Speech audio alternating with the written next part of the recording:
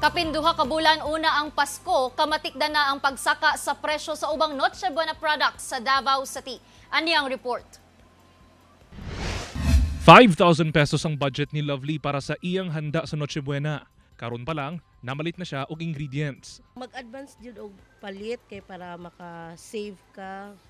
Syempre para iwas pud ka sa mga like kanang daghang mga customer. Apan bisan pipila ka bulan pa una ang Pasko, kamatikdan na ang pagsaka sa presyo sa ubang Noche Buena products.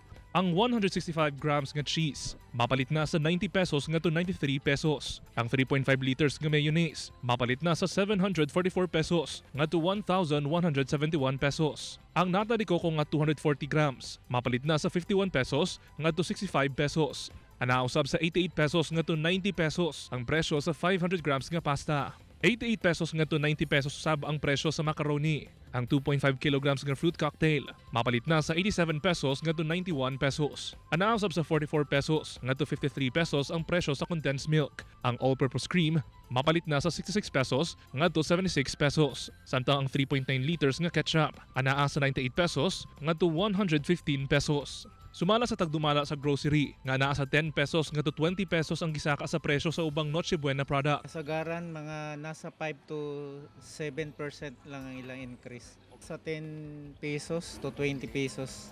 Advisable jud mag-advance sila og pamalit kay at least kumpleto pa pud ang mga stocks.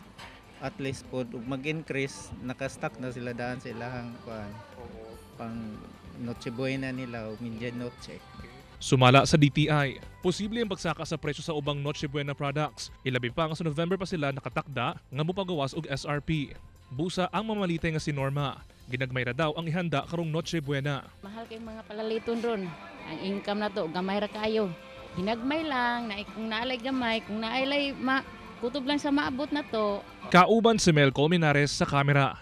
Ako si Kent Abrigana para sa At Home with GMA Regional TV.